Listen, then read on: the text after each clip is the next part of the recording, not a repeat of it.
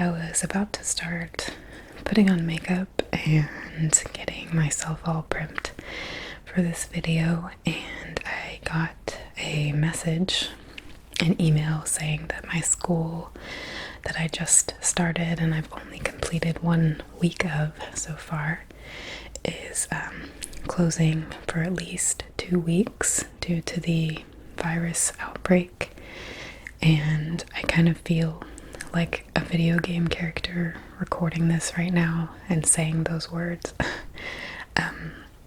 But it really upset me, and I just got done crying, and I'm just not in the mood to put on a bunch of makeup and pretend that I feel great. But I am in the mood to do something that I love, and I love ASMR, and I love connecting with you guys, and I just need to feel a little bit better right now. So I'm going to go through with filming our 11K Q&A video, and thank you to everyone who left me a question across social media and in our community tab. I'll be answering hopefully all of them in this video, and I hope that you all are doing well and staying safe, clean, and yeah, let's just kind of get away from that for a little bit. If you want to join me. So when I did a 5,000 subscriber Q&A, I printed out the questions because I thought it would be rude to be looking at my phone while I was filming, but almost everyone else I see who does a Q&A just browses their phone for the questions, and I'd rather save the trees anyway, so I'm going to be using my phone to figure out what you guys said. So, our first question, I didn't ask anyone for permission to use their name, so I'm not going to use names, but you know who you are, hopefully. First question was, do you hold a college degree? And the answer to that is yes, I do.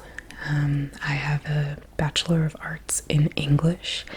My specialty was a concentration in creative writing, specifically poetry. And I graduated from college in December of 2016. But I was a very non-traditional student.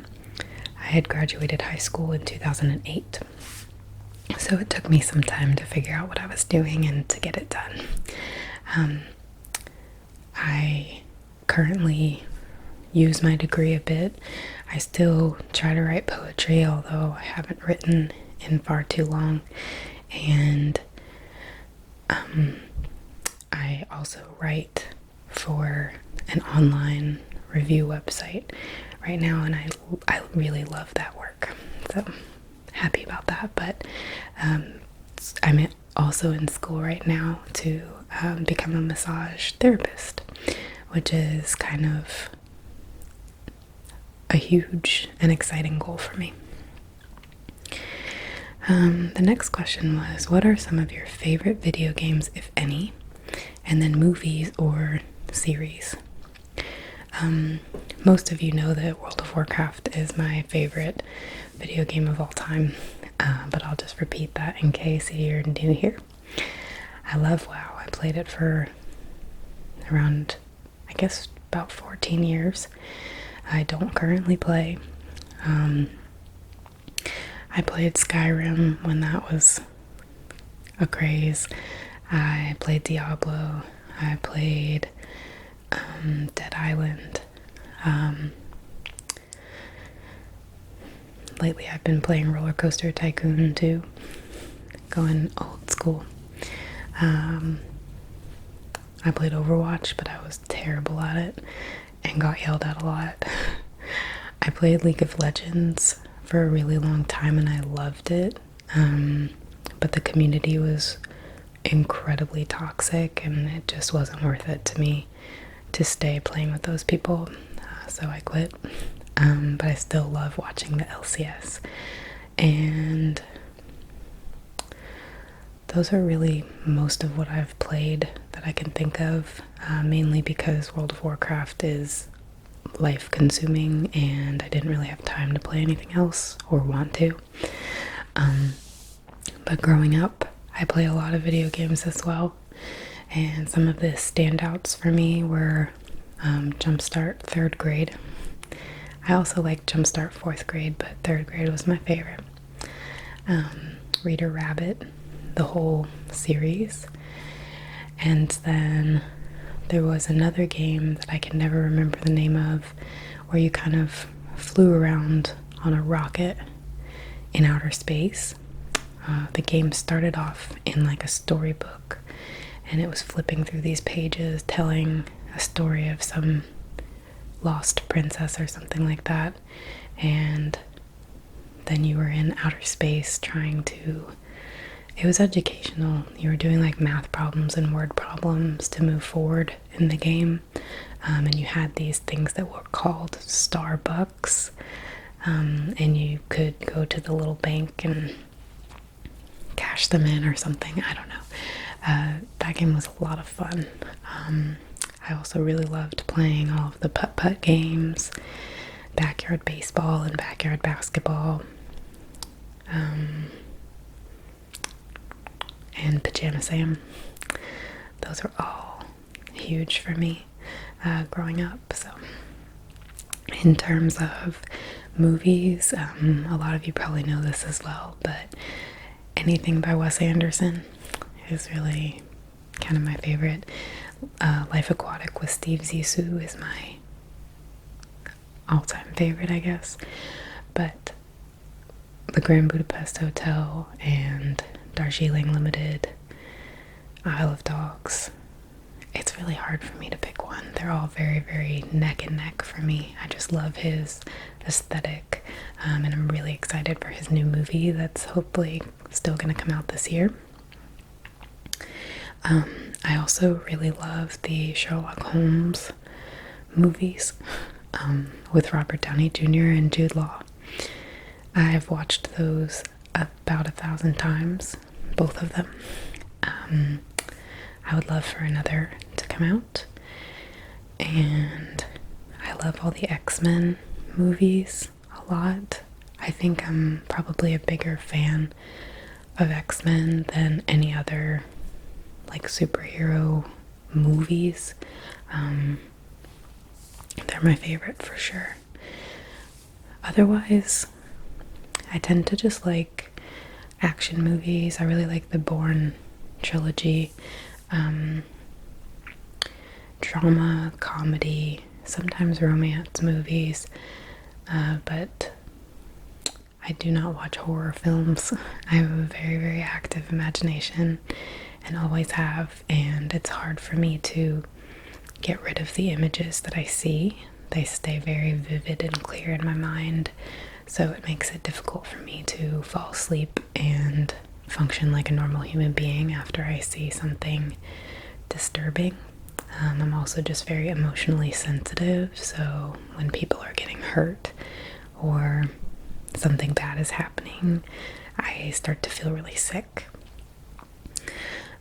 In terms of TV series, The Flash on CW is like my favorite TV show, I think. I also have, of course, watched like The Office and Parks and Rec and How I Met Your Mother, although I hated that. The ending was terrible. I'm trying to think of what other series I've watched all the way through. I'm sure there are a lot, but I forget about most of them. Just because it ends and then it's like, okay, that's over. I've watched Gilmore Girls a few times through. I like Golden Girls as well. Scooby-Doo, the old Scooby-Doo, not the Scrappy-Doo adventures and not the new stuff, but the older episodes I love. I can always watch those. That's all that's really sticking out in my mind right now, although I'm sure I've seen a boatload more TV shows.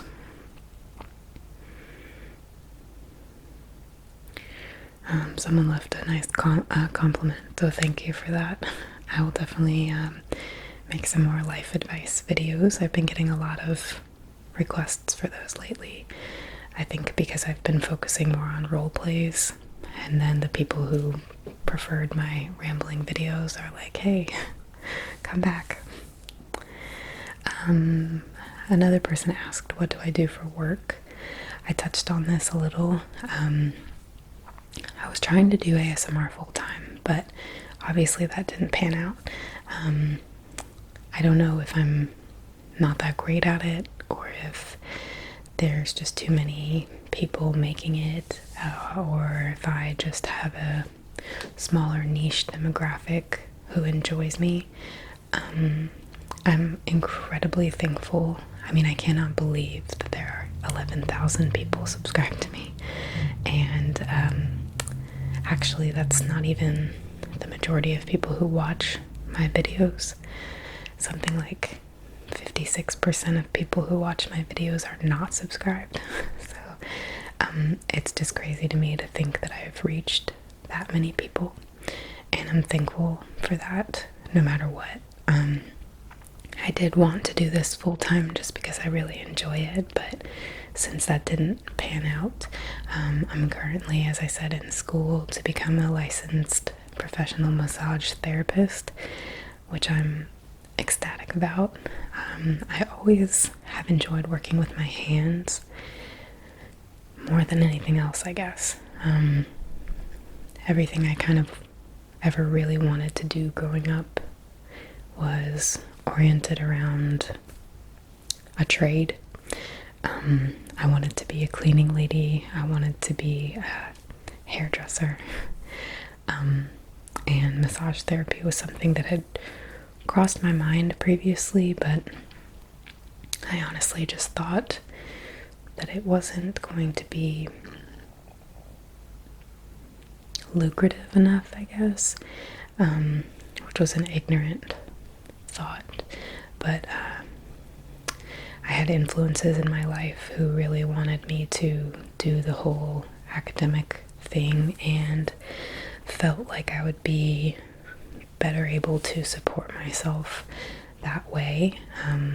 So even though I kind of disagreed with that in my soul and spirit, I did it anyway, and I don't regret any of it. I had a fun time, and I learned a lot of cool stuff and had amazing teachers. I was very fortunate for a lot of the professors that I had, and it was cool, I guess, but getting an English degree was probably the only thing I was ever destined for in the academic world, and it's really hard to get a job unless you want to sell your soul, kind of. And I'm just not that kind of person. So currently I also write product reviews, and I write they're called supporting content and outreach pieces. Essentially, we get these topics. For supporting content, we get to pitch topics based around a certain idea or product. So I've written about things about sunscreen, or ways to do something, or reasons that item A is better than item B, or tips on something. And then the other pieces that I write, articles I guess, are essentially our company gives them to other websites to publish, and within the article there will be links to our website, so it kind of spreads us out. And I really enjoy doing that. That's all I do for work right now. I'm trying to get myself hired for something part-time. I actually applied to a grocery store and a Chinese food restaurant, but I don't really think I'm about to get hired right now since everything is shutting down for this virus. So I'm hoping to get a part-time job to help pay for my loan for massage school. Let's see. deep dish or thin crust? You know, once upon a time I would have said deep dish all the way. Honestly, pizza used to be one of my all-time favorite foods, but since I have made my diet healthier, it messes me up every time I eat pizza. I cannot eat it anymore. The grease, the cheese, I'm lactose intolerant, but I eat milk products a lot anyway. I've cut them more and more out of my diet though, so eating pizza has just become like, I can't. But my number one order would have been from Papa John's for a small pepperoni pizza with extra sauce, well baked, and so thin crust, I guess. And for at-home pizza, I like Red Baron, the frozen pizza at the grocery store. My favorite pizza on the planet is from a place called Spiritus, which is in Provincetown, Massachusetts. They have these massive slices of pizza, and holy crap, they're so good. Pizza in the north is far better than pizza in the south. Not to be offensive, but bread just tastes better to me in the north for some reason. I don't know if it's the water or what, but I guess to answer your question, regular, which I guess is thin crust. When I was a kid though, I loved Domino's deep dish. I don't like Domino's at all anymore. Okay, hey. I actually do want to shout this person out. I hope they don't mind. If you're watching this, hi, Master of Survival. I've been so excited when you've sent me things to my P.O. box. I got them. I've been wanting to give you a heartfelt thank you and just haven't known how, so hopefully this reaches you. Thank you. I have your postcard tacked right above where I work, and I look at it every day. Who do you think has it harder in life, men or women?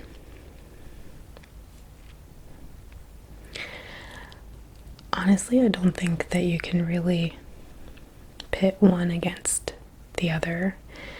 I think that everyone will probably want to just immediately say women and say, well, you know, oh, we don't get paid as much, we're treated differently, we're not taken as seriously, we are abused and harassed, and I don't disagree with those things. I've experienced all of those things. I get it, but I also feel like people don't give enough or pay enough attention to the fact that men are not all bad, and at one point in time those men were boys, and boys can be really brutal, and they can make other boys feel, they make each other feel isolated and alone and not good enough. And I think that that is really difficult to deal with.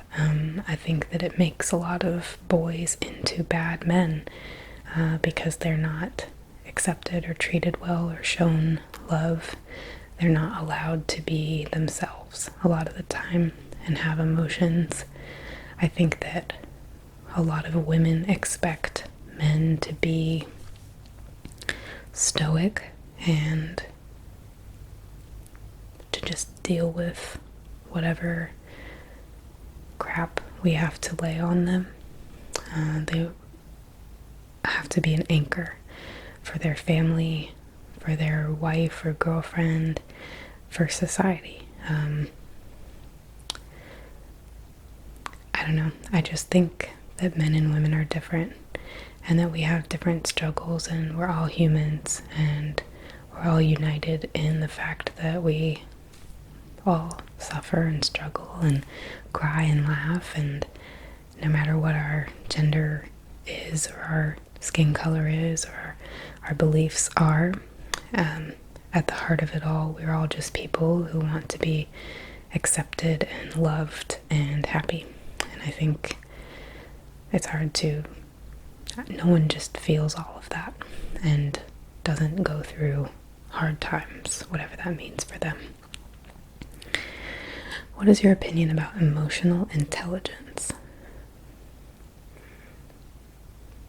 I don't exactly know what specifically to answer about that, because I'm not 100% sure what the question means.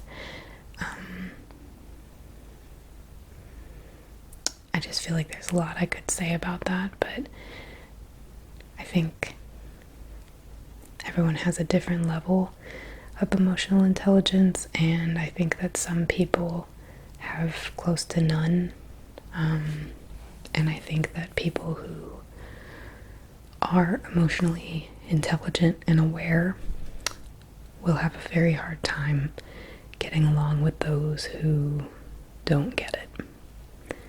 I think it's important, and I think it helps people be less mean and cruel and biased. I wish that more people were emotionally educated. Are there any dreams you think you can't achieve anymore? That's like yes. I, my whole life, wanted to be a singer. That was my whole dream. Pop star, really. Not, maybe not pop, but an entertainer, a singer, being on stage, performing. Always my dream. And I feel like I've gotten too old for that now, and that it won't happen. So I can never predict the future, but that dream feels dead to me, I guess. Okay, if you could trade lives with one person for a day, who would it be and why?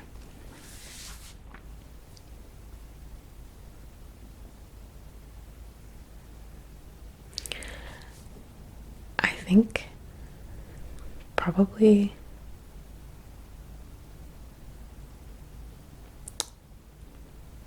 I don't know, that's a really hard question to answer.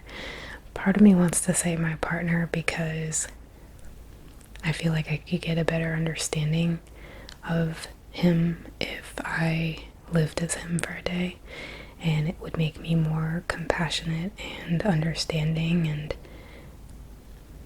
able to have a better conversation and better communication, and it would be very insightful, I guess, and practical to my real everyday life.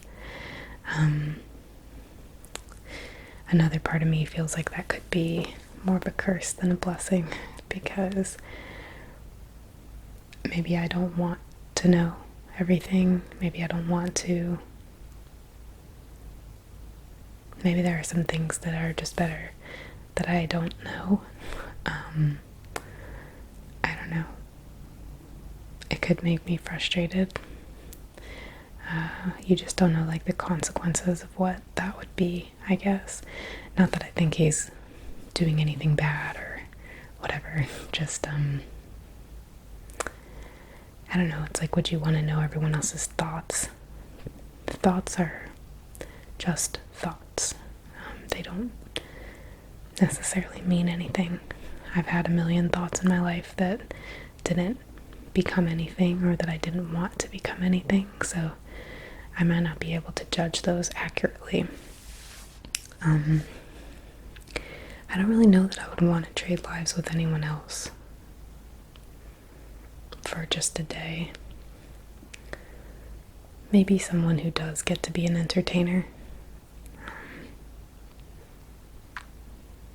Someone with a lot of confidence. Maybe someone also who could scream, like the screamer for Dance Gavin Dance might be a pretty high one on my list. That way I would get to use male parts, be skinny, and have what I consider one of the best screaming voices out there. and perform a show, hopefully, on that day. If time travel was a thing, where would I go?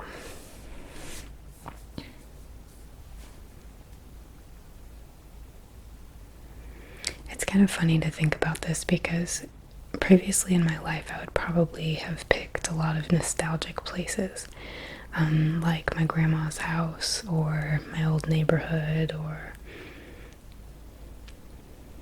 I don't know, something that meant something to me, my 8th grade school, stuff like that. But actually in therapy the other day, I was having a conversation and my therapist kind of routed me back around to a thought. I was considering reaching out to someone who I haven't talked to in a long time, and my therapist kind of made me realize that there would be no point in that there's no reason to believe that that relationship would be any different than it was when I left it, and for good reason. So I think that kind of applies here as well. Going to some place that means something to me probably wouldn't at all be fulfilling. It would probably be more heartbreaking than good.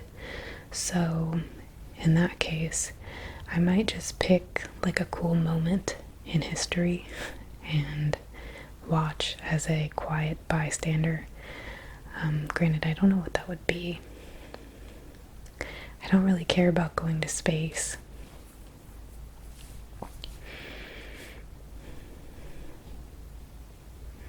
I would have to like do some research and figure out what once in a lifetime events happened that I would have just thought was so cool to be there for. I'll probably just end up going to like the concert of a band that I really like who are dead now, like the Doors or something.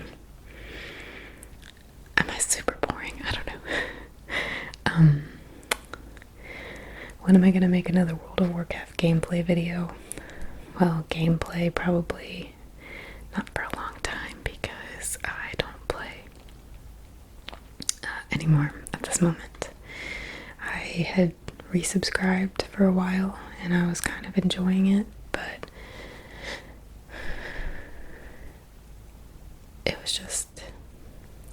it wasn't the same. And it was hard to get back into it. So much had changed, and it was very exciting at first, but playing by yourself and then realizing that this isn't what you miss really changes that, I guess. I feel like maybe I've just somehow closed that chapter in my life, which is crazy to think about because it was my life for so long. And the game is still amazing, don't get me wrong. I love the scenery. I hated the capital city, but the Zaralor or whatever, I hated that. But I loved all the scenery. I loved the different places that you could go to. I loved the storylines. I had a lot of fun playing it out. It just wasn't as fulfilling as I was hoping, and it was really hard to get back into the swing of things when I had missed so much. So, where would you travel to if you had an unlimited budget?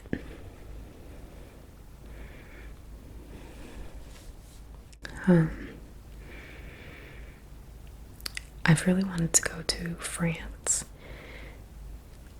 Of course, I want to see Paris and the Eiffel Tower and the Louvre and everything, but I also would want to see the French countryside. It looks really beautiful, and I think it would be very, very fun and interesting for me to learn more about the culture and to get to speak French every day and just get better at the language and my comprehension of it, because French people speak way faster than I can usually comprehend. I'll miss certain words. So yeah, it would be cool to practice and just to get to know more. I used to always want to go to London, really just England in general. I think I was a bit of an Anglophile, and I still love me a British accent. But I don't really know why I would want to go there now. I'm sure that there's a lot of history there that I would want to see, but I don't know specifics.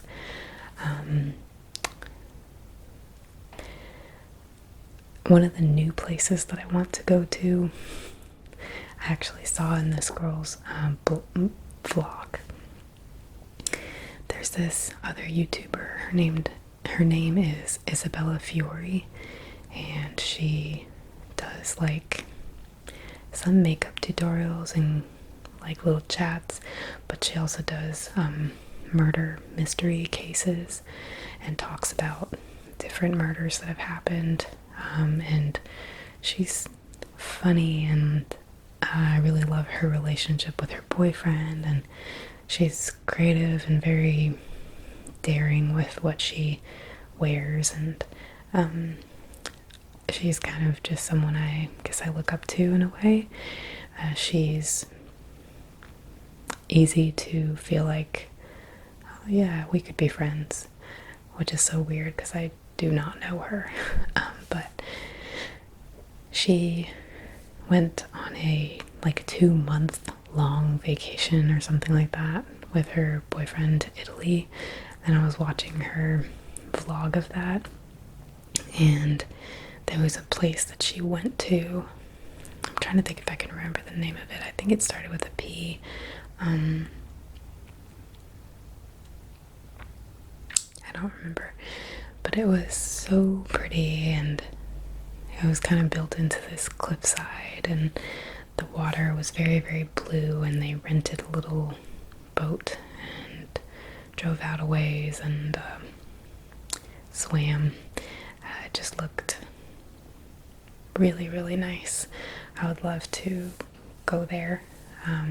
Greece is another place that I've really wanted to go to. Whenever you see those pictures of all the houses built in, again, for some reason I guess I like houses on cliffs overlooking the ocean. That would be really cool visually. Historically speaking, I would love to go to Ireland.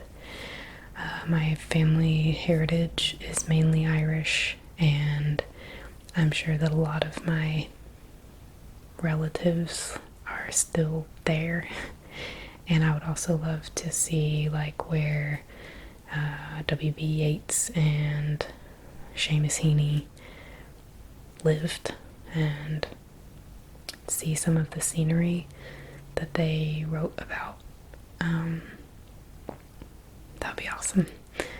I've also been watching a lot of the Try channel. If you've never heard of it, it's another YouTube channel, TRY channel, and it's a bunch of Irish people who try different things. You can actually send them like a box of stuff for them to try, and there's always like a theme. Sometimes it's different kinds of alcohol, or different kinds of pastries, different kinds of candies, different kinds of cereals, whatever. And a lot of them are really funny. So I don't know. I definitely wouldn't get to meet them, so I don't know why I would even bring that up. But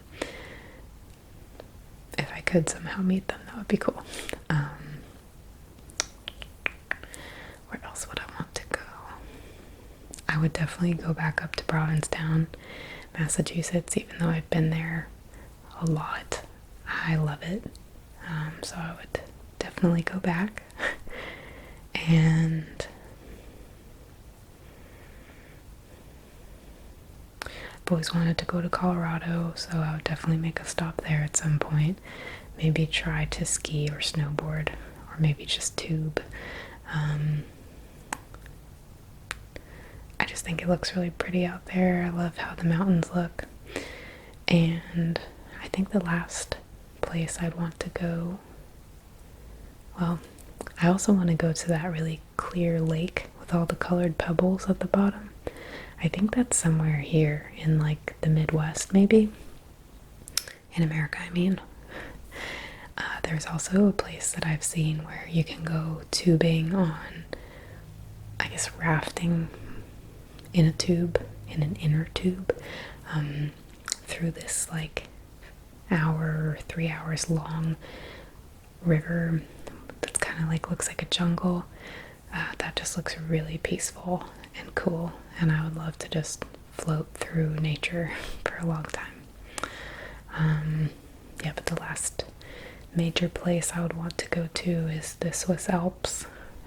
It's just beautiful, and that's kind of my dream like retirement spot. Okay, do you have a piece of advice on how not to stop believing in yourself? How to believe that we can succeed? That's a big question.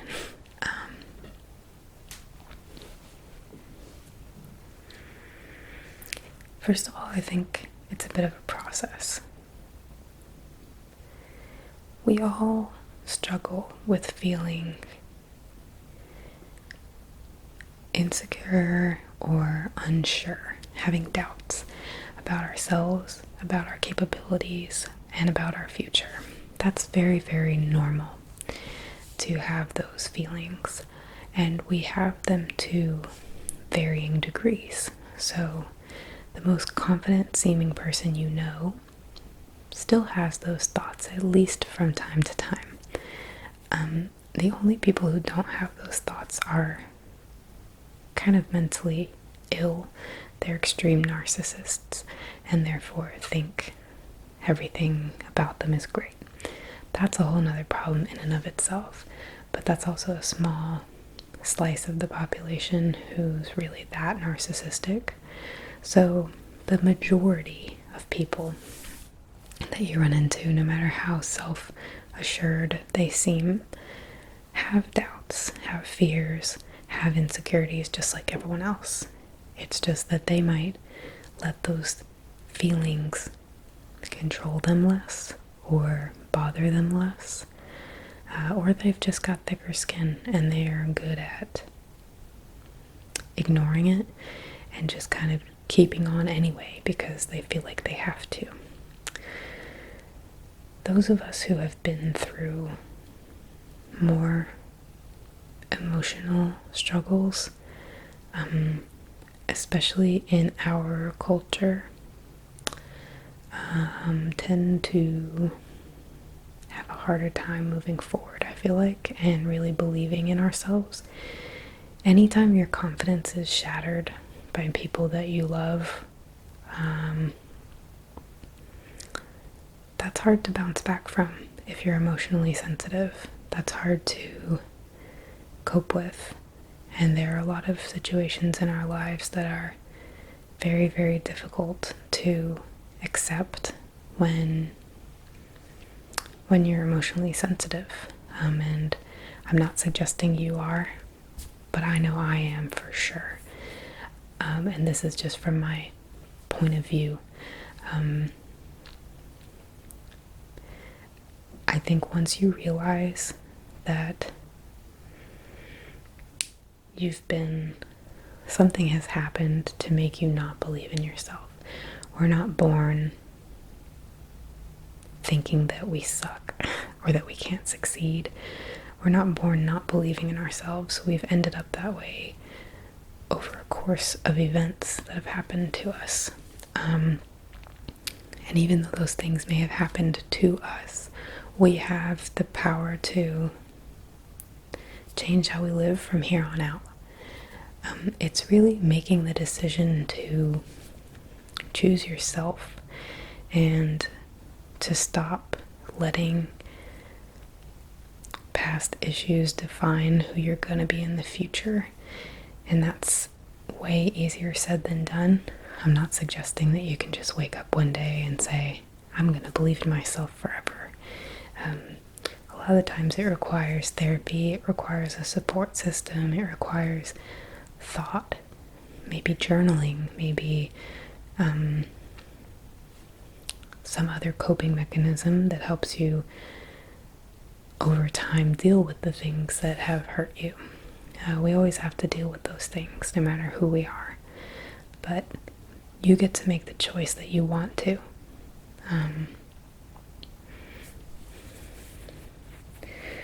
I personally got sick of not believing in myself. I became so isolated, depressed, and lonely, feeling like there was a problem with me. I still often feel kind of like I'm an alien, wandering around among people who I don't have any way to relate with. That's a pretty common feeling for me still, but even then, this is the only life that I get. This is who I am, and I can either cry about it forever and waste the rest of my days, or I can say enough is enough and push myself outside of my comfort zone. And that's what I've been trying to do. It took me years of being depressed and wanting better for myself to hit that point, because I'm very shy and I don't have a lot of self-confidence at all. I've been knocked down my whole life over and over and over again by some of the people who I ever considered closest to me in this whole world. And I've lost almost every relationship that I ever really wanted to work out. And it's a process to turn it around and to believe in yourself. Because you do kind of blame yourself, I guess, and feel like, what's wrong with me? And nothing's wrong with you. Things might not have gone the way that you wanted or that you expected, but that doesn't mean that you're wrong. That doesn't mean that you're bad. That's just what happened then. We get to choose what happens now and what happens next.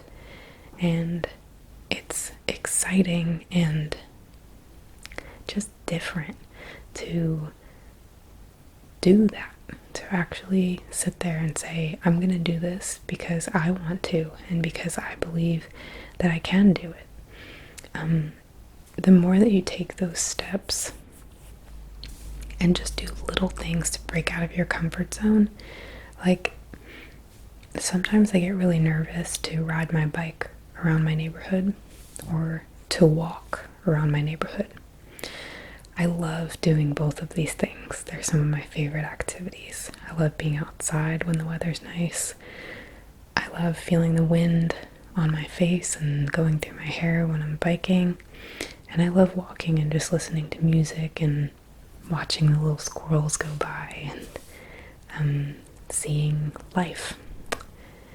And sometimes I, in the past, have let my fear of not believing in myself or believing that someone else was going to have a problem with me existing stop me from doing those things that I love. And that sucks. And that was also something that I did to myself. No one told me to do that. My lack of belief in myself is what told me not to go, not to do what I love. And it's no different with any other big thing in your life. So I told myself I believe that I can do this and that I deserve to do this and that there's no reason for me not to go ride my bike or walk or whatever that thing is. And every time I make those decisions for myself, I get a little stronger and a little more resilient, and things that used to hurt me don't hurt me as much anymore, and I feel more confident in my abilities because I'm proving them to myself as I go. I'm proving to myself every time I choose to walk out my front door and do something. I believe that I can do whatever I'm about to go do. And sometimes I'm very nervous. Sometimes I feel like maybe I can't.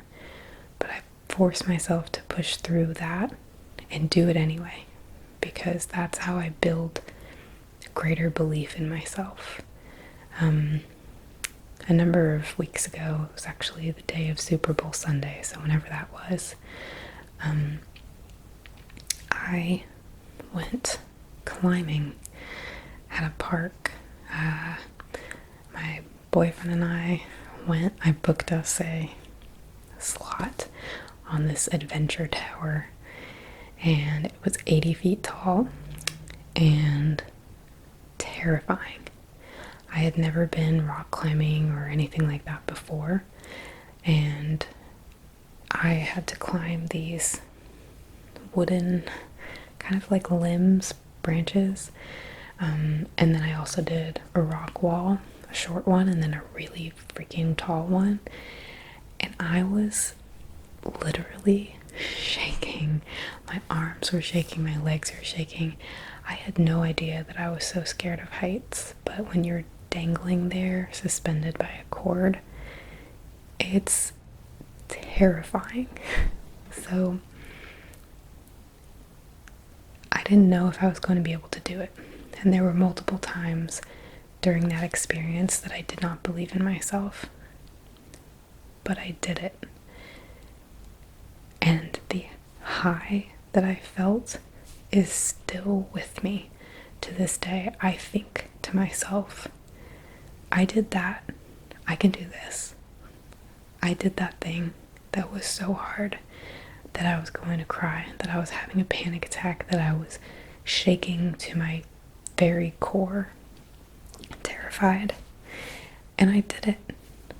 And the reason why I bring this story up is to say that you need to do those things too. That is the trick, the key, in my opinion, is doing things that you kind of don't think you can do. Just try. When you were young, you probably tried and didn't think twice about what people were going to say, or if you were capable, or if you were going to get made fun of. You just tried, because that's what we're meant to do. Just give it a go and see what happens. And the more that you do that and say, yeah, I'm going to walk out the door, I'm going to go grocery shopping, I'm going to ride my bike, I'm going to climb a 60-foot rock wall, you start to believe in yourself, because you're proving it. Every step, every single breath, step, thought, heartbeat that happens in those moments when you're scared is building you up to the person that you want to be. And it feels really good. It feels way better to just try. Nothing has yet to happen to me that I've ever thought was going to in those situations, bad-wise. No one has made fun of me. No one has even talked to me. No one has made me feel bad. And nothing catastrophic has happened. I'm still here, and I'm actually better than I've ever been before. I've managed to get myself into situations that I never would have done before, and it's really improving my life. So as scary as it might seem, just try. You deserve it, and you're the only person who gets to make those decisions for you. I think once you realize that you're the only thing holding yourself back, your ability to believe in yourself becomes kind of unlimited. It's just like a perspective thing, I think, albeit a really difficult one, so don't feel like you're alone. A lot of us feel trapped and scared, and it gets worse the more that we give in to that and say, I can't do it. So success is, in that sense, very much in your hands. And you have to just realize that you're stopping yourself. No one else is stopping you. No one else is having any say in what you're doing.